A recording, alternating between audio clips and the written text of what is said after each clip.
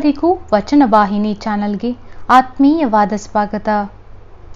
ಕಳೆದ ತರಂಗಿಣಿಯ ಅಧ್ಯಾಯದಲ್ಲಿ ಹುಣ್ಣಿಮೆಯ ಬೆಳದಿಂಗಳಿನಲ್ಲಿ ಕಾಡಾನೆಗಳ ಗುಂಪನ್ನ ಮಹಾದೇವಿ ಹಾಗೂ ಅರಮನೆಯ ಪಾರಿಚಾರಕರು ನೋಡ್ತಾರೆ. ಪ್ರಕೃತಿಯ ಸೊಬಗನ್ನ ರಾಜ ಪರಿವಾರದವರು ಆನಂದಿಸ್ತಾ ಇರ್ತಾರೆ. ಇಂದಿನ ಪಾಡ್ಕಾಸ್ಟ್ನಲ್ಲಿ ಅದರ ಮುಂದುವರೆದ ಭಾಗವನ್ನ ತಿಳಿಯೋಣ. ಮಹಾದೇವಿಯು ಕಣ್ಣು ತೆರೆದಾಗ ಬಿಸಿಲು ಏರಿತು. ಹಣ್ಣು ಹಾಲನ್ನ ಸ್ವೀಕರಿಸಿ ವಿಶ್ರಾಂತಿ ಹೊಂದುವಾಗಲೇ ಆನೆಯನ್ನ ಪಳಗಿಸುವ ಕೇಂದ್ರಕ್ಕೆ ಹೋಗಬೇಕೆಂಬ ಕರೆ ಬಂದಿತು. ಅಲ್ಲಿಂದ ಹರದಾರಿ ದೂರದಲ್ಲಿ ವಿಶಾಲವಾದ ಬಯಲಿನಲ್ಲಿ ಆನೆಗಳನ್ನ ಪಳಗಿಸುತ್ತಿದ್ದರು. ಎತ್ತರವಾದ ಒಂದು ಗಜಬಂಧನ ಕೊಟ್ಟಿಗೆಯನ್ನ ಮಾಡಿದರು. ಆನೆಯ ಕಾಲಿಗೆ ಕಬ್ಬಿಣದ ಸರಪಳಿ ಹಾಕಿ ಮೂಲೆಗಂಬಕ್ಕೆ ಬಿಗಿದಿದ್ದರು. ಮಾವಟಿಗನ ಚಾಟಿಯ ಗುರುತು ಆನೆಯ ಮೈ ಮೇಲೆ ಎಳೆ ಎಳೆಯಾಗಿ ಮೂಡಿತ್ತು. ತನ್ನ ಬಂಧುಗಳನ್ನ ಅರಣ್ಯವನ್ನ ಕಳೆದುಕೊಂಡ ಅದು ಬಂಧನಕ್ಕೊಳಗಾದ ಆಕ್ರೋಶದಿಂದ ಕಣ್ಣುಗಳನ್ನ ಕಂಬಕ್ಕೆ ಉಜ್ಜಿದ್ದರಿಂದ ಕಣ್ಣೀರು ಸುರಿಯುತ್ತಿದ್ದವು. ಏ ದರಿದ್ರ, ಕಾಡಲ್ಲಿ ಅಲ್ದಾಡಿ ಮುಳ್ಳು ಕಲ್ಲನ್ನ ತುಳಿದು ಮೈ ತರ್ಸ್ಕೊಂಡಿರ್ತಿದ್ದೆ. ಈಗ ನಿಂತಲ್ಲೇ ಹಲಸಿನ ಹಣ್ಣು, ಮಾವಿನ ಎಲೆ, ಬಾಳೆಗೊನೆ ಸಿಕ್ರು ಗೋಳಾಡ್ತೀಯ ಎಂದು ಗಜ ಶಿಕ್ಷಕ ಚಾಟಿಯನ್ನ ಬೀಸಿದಾಗ ಮಹಾದೇವಿಯ ಕರುಳು ಮರಮರ ಮರುಗಿತು. ಪಳಗಿಸುವುದನ್ನ ನೋಡಿ ರಾಜ ಪರಿವಾರವು ಬಿಡಾರಕ್ಕೆ ಬಂದಾಗ ವನ್ಯ ನಿವಾಸಿಯೊಬ್ಬ ಪಂಜರದಲ್ಲಿ 2 ಗಿಳಿಗಳನ್ನ ಹಿಡಿದು ತಂದಿದ್ದ. ಕೌಶಿಕ ಹರ್ಷಿತನಾಗಿ ಬಂಗಾರದ ನಾಣ್ಯಗಳನ್ನ ಅವನಿಗೆ ಕೊಟ್ಟು ಕಳಿಸಿದ. ಅತಿ ಸನಿಹದಲ್ಲಿಯೇ ಒಂದು ಗಿಳಿವೆಂಡು ಗಿಡವೊಂದನ್ನ ಆಶ್ರಯಿಸಿತ್ತು. ಆ ಹಿಂಡಿನಿಂದ ಹಿಡಿದು ತಂದಿದ್ದ ಈ ಗಿಳಿಗಳುಳ್ಳ ಪಂಜರವನ್ನ ಗಿಡವೊಂದಕ್ಕೆ ತೂಕು ಹಾಕಿದರು. ಹಾಲು ಹಣ್ಣುಗಳನ್ನ ಇಟ್ಟರೂ ಗಿಳಿಗಳು ಕೊಕ್ಕನ್ನ ಮುಟ್ಟಿಸಲಿಲ್ಲ. ಸಂಜೆಯ ವೇಳೆಗೆ ಗಿಳಿಗಳೆಲ್ಲ ನಿವಾಸಕ್ಕೆ ಹಾರಿ ಬಂದು ತಮ್ಮ ಬಂಧುಗಳು ಕಣ್ಮರೆಯಾಗಿರುವುದನ್ನ ಗಮನಿಸಿ ರೋದನದ ಸ್ವರವನ್ನ ಹೊರಡಿಸಿದವು. ಅದನ್ನ ಕೇಳುತ್ತಲೇ ಪಂಜರದ ಗಿಳಿಗಳು ಆಲಿಸಿ ಕೂಗತೊಡಗಿದ್ದಲ್ಲದೆ ಒಳಗೆ ರೆಕ್ಕೆ ಬಡಿದು ಚಟಪಟಿಸತೊಡಗಿದವು. ಆ ಸಂಕಟವನ್ನ ನೋಡಿದಾಗ ಮಹಾದೇವಿಯ ಹೃದಯ ಕರಗಿತು. ದೀರ್ಘಕಾಲದವರೆಗೆ ದಿಟ್ಟಿಸುತ್ತಾ ಕುಳಿತು ಚಟ್ಟನೆ ಎದ್ದು ಪಂಜರದ ಬಾಗಿಲನ್ನ ತೆರೆದಳು. ಗಿಳಿಗಳು ರೆಕ್ಕೆ ಬಡಿದು ಹಾರುತ್ತಾ ಹೋಗಿ ಬಂಧುಗಳನ್ನ ಬೆರೆದು ಕೊಕ್ಕುಗಳನ್ನ ಪರಸ್ಪರ ಮುಟ್ಟಿಸಿ ಆನಂದಿಸಿದಾಗ ಮಹಾದೇವಿಯ ಮನಸ್ಸು ಶಾಂತವಾಯಿತು. ಮದನ ಇನ್ನೇನು ನೋಡಬೇಕಾದುದು ಉಳಿದಿಲ್ಲ. ನಾಳೆ ಮತ್ತೆ ಹೊರಡಬೇಕೇನೋ. ಆದ್ದರಿಂದ ಇಂದು ಸಂಜೆ ರಾತ್ರಿಗಳನ್ನ ಪೂಜೆಯಲ್ಲಿ ಕಳೆಯುವೆ. ಯಾರೂ ಎಚ್ಚರಿಸಬೇಡಿ. ಮಹಾರಾಜರು ವಿಶ್ರಾಂತಿಯಲ್ಲಿರಬಹುದು. ಕೇಳಿದರೆ ಹೇಳಿಬಿಡು. ತನ್ನ ಬಟ್ಟೆಯನ್ನ ಓಲೆಗರಿ ಕಂಠಗಳನ್ನ ಹಿಡಿದ ಮಹಾದೇವಿ ನದಿಯತ್ತ ನಡೆದಳು. ಸೂರ್ಯಾಸ್ತಕ್ಕೆ ಅರ್ಧ ಜಾವದ ವೇಳೆಯಿತ್ತು. ಶಿವಕಾಮಿನಿಯು ಹಿಂಬಾಲಿಸಿದಳು. ಬಂಡೆಗಲ್ಲಿನ ಮೇಲೆ ಕುಳಿತು ಎದುರಿನ ಕಾಡನ್ನ ನೋಡುತ್ತಾ ಆಗಾಗ ನೀರು ಕುಡಿಯಲು ಬರುವ ಜಿಂಕೆಯ ಹಿಂಡನ್ನ ಗಮನಿಸುತ್ತಾ ಆಹ್ಲಾದಿಸುತ್ತಿದ್ದಳು. ಒಡತಿಯನ್ನ ಸಮೀಪಿಸಿದ ಶಿವಕಾಮಿನಿ ಕೆಳಗೆ ಕೂಡ್ರುತ್ತಾ ಹೇಳಿದಳು, ಅಮ್ಮ, ನೀವೇನೋ ಚಿಂತೆಯಲ್ಲಿರುವಂತೆ ತೋರುವುದು. ಯಾವಾಗಲೂ ಒಬ್ಬರೇ ಏನೇನು ವಿಚಾರ ಮಾಡುತ್ತಲಿರುವಿರಿ. ಮನುಷ್ಯರ ಸಹವಾಸಕ್ಕಿಂತ ನಿಸರ್ಗದ ಪಕ್ಷಿಗಳ ಪ್ರಾಣಿಗಳ ನೋಟವೇ ನಿಮಗೆ ಪ್ರಿಯ ಅಂತ ಅನಿಸುತ್ತೆ. ತಮಗೇನು ಕೊರತೆ ಹೇಳಿ ತಾಯಿ. ಬೇಕೆಂದುದನ್ನ ಕಣ್ಣೆದುರಿಗೆ ಇಳಿಸುವ ಮಹಾರಾಜರು, ಬಯಸಿದರೆ ಕಾಲಿಗೆ ಬೀಳುವ ಪಟ್ಟದರಸಿಯ ಪದವಿ, ಅರಮನೆಯ ಸುಖ ಸಂಪದ ಇಷ್ಟಿದ್ದು ಚಿಂತೆಯಲ್ಲಿರುವಿರಿ. ನನಗೆ ತುಂಬ ವ್ಯಥೆ ಎನಿಸುತ್ತೆ. ದೀರ್ಘವಾದ ನಿಟ್ಟುಸಿರಿನೊಡನೆ ಮಹಾದೇವಿ ಹೇಳಿದಳು. ಶಿವಕಾಮಿನಿ, ಕಾಡಿನಲ್ಲಿದ್ದ ಆನೆ ಕಷ್ಟ ಕಾರ್ಪಣ್ಯದಿಂದ ಸ್ವಪ್ರಯತ್ನದಿಂದ ಆಹಾರವನ್ನ ಗಳಿಸುವುದು. ಕಟ್ಟಿಗೆಯ ಕಟಕಟೆಯಲ್ಲಿರುವ ಆನೆಗೆ ನಿಂತಲ್ಲಿಯೇ ಎಲ್ಲವೂ ಒದಗುವುದು. ಇಷ್ಟಿದ್ದು ಅದು ಏಕೆ ದುಃಖಿತವಾಗಿತ್ತು? ಪಂಜರದಲ್ಲಿದ್ದ ಗಿಳಿಗೆ ನೀನೇ ಕೈಯಾರೆ ಹಣ್ಣು ಹಾಲನ್ನ ಇಟ್ಟೆ. ಆದರೂ ಏಕದು ಚಿಂತಾಕ್ರಾಂತವಾಗಿತ್ತು. ಹೇಳು ನೋಡೋಣ. ಆನೆಗೆ ಬೇಕಾದುದು ತನ್ನ ಮೂಲ ಸ್ಥಾನ, ತನ್ನ ಬಂಧುಗಳ ಒಡನಾಟ, ಸ್ವಾತಂತ್ರ್ಯ.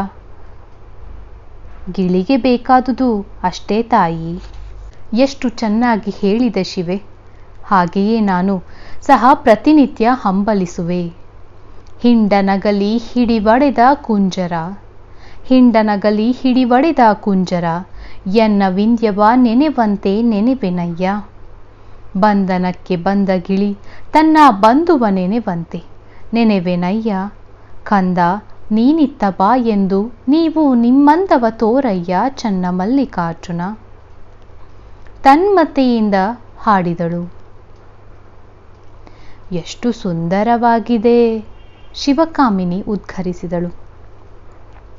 ಶಿವೆ, ನನ್ನ ಹೃದಯವು ಹಂಬಲಿಸುವುದು ಮೂಲಸ್ಥಾನವಾದ ಶಿವನ ಹೃದಯದ ಮಂದಿರವನ್ನ, ಶರಣ ಬಂಧುಗಳ ಸತ್ಸಂಗವನ್ನ, ಆಧ್ಯಾತ್ಮಿಕ ಸ್ವಾತಂತ್ರ್ಯವನ್ನ. ಇವಿಲ್ಲದ ಹೊರತು ನನ್ನ ಬದುಕಿಗೆ ಪರಿಪೂರ್ಣತೆ ಇಲ್ಲ. ಮುಳುಗುವ ಪ್ರಶಾಂತ ಸೂರ್ಯನ ಹೊಂಗಿರಣಗಳಲ್ಲಿ ಆಹ್ಲಾದಿಸುತ್ತಾ ವರದೆಯ ಮಡಿಲಲ್ಲಿ ಕುಳಿತು ತನ್ನ ತಲೆಕೂದಲನ್ನ ಚೆನ್ನಾಗಿ ತೊಳೆದುಕೊಂಡು ಮನತಣಿಯುವಷ್ಟು ಮೀಯತೊಡಗಿದಳು. ನಿಧಾನವಾಗಿ ಮಬ್ಬು ಆವರಿಸುತ್ತಿದ್ದು ತಂಗಾಳಿ ಮಂದಗತಿಯಲ್ಲಿ ಸುಳಿಯುತ್ತಿತ್ತು.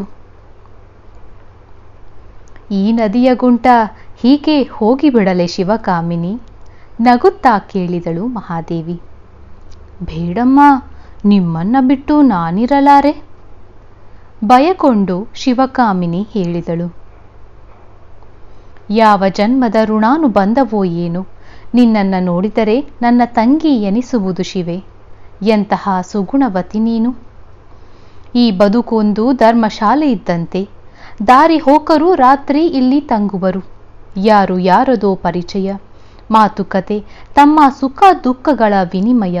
ಬೆಳಗಾಗುತ್ತಿದ್ದಂತೆಯೇ ಅವರವರ ದಾರಿ ಅವರವರಿಗೆ. ನದಿಯ ತೆರೆಗಳ ಮೇಲೆ ಕೈಯಾಡಿಸುತ್ತಾ ಮಹಾದೇವಿ ನುಡಿದಳು. ಎಷ್ಟು ಹೊತ್ತಿನಿಂದ ನೀರಿನಲ್ಲಿರುವಿರಿ ಅಮ್ಮ? ಶೀತವಾದರೆ ಗತಿ ಏನು? ನಿಮಗೇನಾದರೂ ಆದರೆ ರಾಜರು ಕಳವಳಗೊಳ್ಳುವರು. ಮುಕ್ತ ಪ್ರೇಮದಿಂದ ಹೇಳಿದಳು.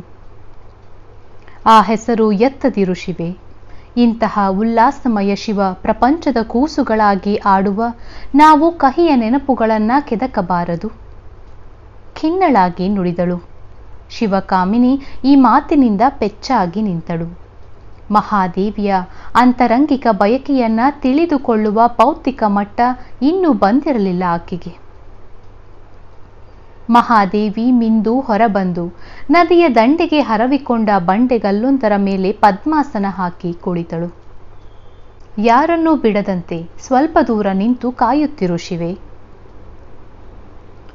ಶಿವಕಾಮಿನಿ ಹೂಂಗುಟ್ಟಿ ಅನತಿ ದೂರ ಹೋಗಿ ನೆಲದ ಮೇಲೆ ಕುಳಿತಳು. ಒದ್ದೆ ಕೂದಲನ್ನ ಒಣಗಲೆಂದು ಬೆನ್ನ ಮೇಲೆ ಹರಡಿಕೊಂಡು ಆನಂದ ತುಂದಿಲಳಾಗಿ ಮಹಾದೇವಿ ಪೂಜೆಗಾರಂಭಿಸಿದಳು. ತಿಳಿಯಾದ ವಿಶಾಲ ಕೊಳವೊಂದರಲ್ಲಿ ಅರಸಂಚೆಯೊಂದನ್ನ ಆಡಬಿಟ್ಟಾಗ ಅದು ಮನ ತಣಿಯುವಷ್ಟು ತೇಲುವಂತೆ ಆಕೆಯ ಮನಹಂಸೆ ಶಿವಭಕ್ತಿಯ ಸರಸಿನಲ್ಲಿ ತೇಲುತ್ತಿತ್ತು. ಚನ್ನಮಲ್ಲಿಕಾರ್ಜುನ, ಒಮ್ಮೊಮ್ಮೆ ನೀನು ನನ್ನ ಕರಸ್ಥಲದಲ್ಲಿಯೇ ಇರುವೆ ಎನಿಸಿ ಅಳತೆಗೆ ಮೀರಿದ ಆತ್ಮವಿಶ್ವಾಸ ಮೈಗೂಡುವುದು. ಆದರೆ ಮತ್ತೊಮ್ಮೆ ನಿನ್ನಿಂದ ತಿರಸ್ಕೃತಳಾಗುವೆನೇನೋ ಎನ್ನಿಸಿ ನೈರಾಶ್ಯ ಭಾವದ ಬಿರುಗಾಳಿ ಸಿಕ್ಕ ಹುಲ್ಲು ಕಡ್ಡಿಯಾಗುವೆನು. ದೇವ ದಾಸಿ ದೇವ ವಸ್ತ್ರವನ್ನಿತ್ತು, ಸಿರಿಯಾಳ ಮಗನನ್ನಿತ್ತು, ಕಾಳಿದಾಸ ನುಡಿಗಳನ್ನಿತ್ತು ನಿನ್ನನ್ನ ಒಲಿಸಿದರು. ನೀನೂ ಒಲಿದೆ. ಆದರೆ ಚೆನ್ನಾಗಿ ತಿಳಿದುಕೋ, ನನ್ನನ್ನೇ ಒಪ್ಪಿಸಿಕೊಂಡ ಸತಿ ನಾನೆಂಬುದನ್ನ. ಕೋಲಿನ ತುದಿಯನ್ನೇರಿ ಆಟಗಾರ ಹೇಳಿದಂತೆ, ಕುಣಿಯುವ ಕೋಡಗದಂತೆ, ಹಗ್ಗದ ತುದಿಯಲ್ಲಿದ್ದ ಸೂತ್ರಧಾರ ಎಳೆದಂತೆ, ಕುಣಿಯುವ ಗೊಂಬೆಯಂತೆ ನಾನು ಆಡುತ್ತಿರುವೆ ನೀನಾಡಿಸಿದಂತೆ. ನಾನು ನುಡಿಯುತ್ತಿರುವೆ ನೀನು ನುಡಿಸಿದಂತೆ. ನಾನು ಬದುಕುತ್ತಿರುವೆ ನೀನು ಇರಿಸಿದಂತೆ. ಜಗದ ಯಂತ್ರವಾಹಕ ನೀನು ಸಾಕೆನ್ನುವ ತನಕ ಆಡುವೆ. ಇಷ್ಟು ಶರಣಾಗತಳಾದರೂ ನೀನು ನನ್ನನ್ನ ಸಂತೈಸಲೊಲ್ಲೆ ಏಕೆ?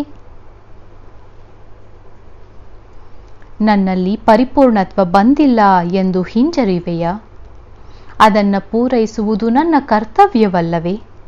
ನಾನು ಬಂಗಾರದ ಗಟ್ಟಿಯಂತಾಗಿ ನಿನ್ನ ಕೈಗೆ ಬಿದ್ದಿರುವೆ. ಆಭರಣ ಮಾಡಬೇಕಾದ ಹೊಣೆ ನಿನಗೆ ಸೇರಿದುದು.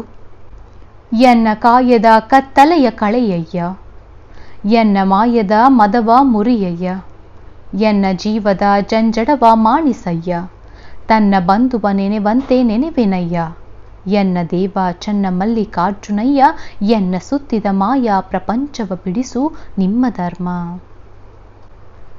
ಪರಿಪೂರ್ಣವಾದ ಶರಣಾಗತಿಯಿಂದ ಹಾಡತೊಡಗಿದಳು.